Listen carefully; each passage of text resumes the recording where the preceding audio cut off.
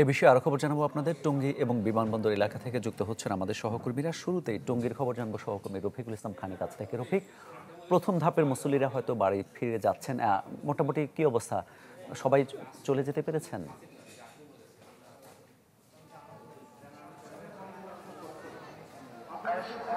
মামুন, আপনি জানেন যে ৯টার কিছুক্ষণ পরে কিন্তু আখেরি মোনাজাত হয়। প্রায় ২৪ মিনিট মোনাজাত শেষে যে মুসল্লিরা নিজ নিজ গন্তব্যে ফিরতে শুরু করেছে। আপনাকে যদি একটু দেখাই, আপনাকে এর আগেও আমি দেখিয়েছি, আমি রয়েছি এই মুহূর্তে টঙ্গী রেলওয়ে স্টেশনে। মূলত এই মুহূর্তে কিন্তু দুইটি ট্রেন অপেক্ষা করছে যাত্রীদের জন্য। যে সমস্ত ট্রেনগুলো আসলে রাজধানী ঢাকার উদ্দেশ্যে ছেড়ে যাচ্ছে, সেই ট্রেনগুলো মোটামুটি যাত্রীরা স্বস্তিদায়কভাবে যেতে পারছেন। আর যেই সমস্ত ট্রেনগুলোর দেশের উত্তর পশ্চিমাঞ্চলে যাচ্ছে, সেই সমস্ত যাত্রীগুলো কিন্তু উপচে পড়া ভিড় দেখতে পাচ্ছি আমরা। অনেকেই ছাদে যাচ্ছে, বেশিরভাগ মানুষই ভিতরে জায়গা না পেয়ে জীবনের ঝুঁকি নিয়ে। তো রেলওয়ে পক্ষ থেকে জানানো হয়েছে যে সমস্ত আন্তনগর ট্রেন রয়েছে সবগুলো ট্রেনেরই কিন্তু এখানে যাত্রা বিরতি দেওয়া হয়েছে। এজন্য মুসল্লিদের জীবনের ঝুঁকি নিয়ে না যাওয়ার জন্য আহ্বান করছেন।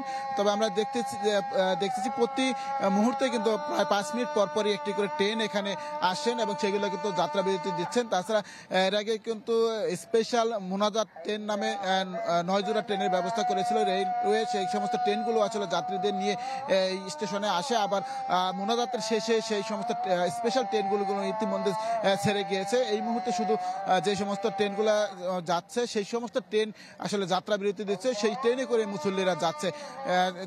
দেশের উত্তর পশ্চিমাঞ্চলের যে সমস্ত ট্রেনগুলো প্রায় অধিকাংশ সবগুলো ট্রেনই কিন্তু টঙ্গী হয়ে যাতায়াত করে, ফলে প্রায় বেশিরভাগ জেলার লোকজনই কিন্তু এই টঙ্গী রেলওয়ে স্টেশন থেকে যেতে পারছে। তবে যাত্রীরা যেটি বলছে, যে পরিমাণ ট্রেন স্পেশাল ট্রেনের ব্যবস্থা করেছিল, যদি আরও কয়েক জোড়া স্পেশাল ট্রেন বাড়ানো যেত তাহলে হয়তো মুসল্লিদের জন্য আরেকটু ভালো হতো।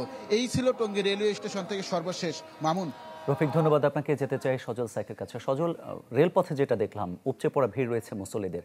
সড়ক পথে আপনি এর আগে যেটা বলেছিলেন যে কি বাড়তি চাপের কারণে যানজট তৈরি হয়েছিল, বিমানবন্দর এলাকায় আছেন, সড়কের পরিস্থিতি কেমন দেখছেন?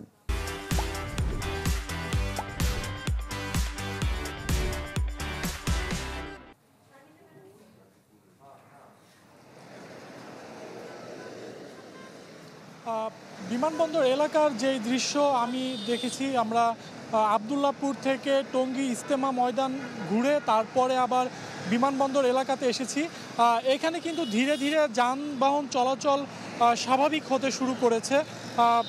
কিছুক্ষণ আগের চিত্র যদি বলি, যে এই এলাকাটি কিন্তু পুরো যানজটে স্থবির হয়েছিল, কারণ তখনও কিন্তু ইজতেমার যেই সকল মুসল্লিরা ছিল তারা কিন্তু পায়ে হেঁটে এবং তাদের নিজস্ব যেই যানবাহন অথবা গণপরিবহনে তারা নিজ নিজ গন্তব্যে যাচ্ছিল।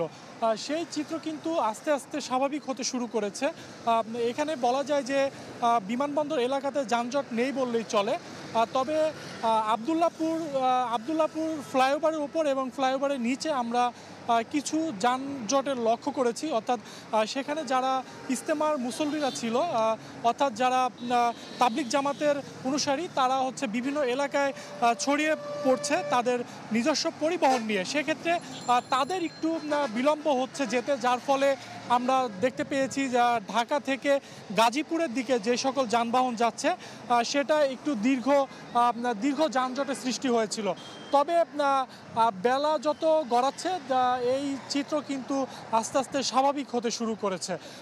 বিমানবন্দর এলাকার যেই রাস্তাটি আমরা দেখতে পাচ্ছি, এখানে কিন্তু পুরোটাই বিভিন্ন বাস দিয়ে সারিবদ্ধ ছিল।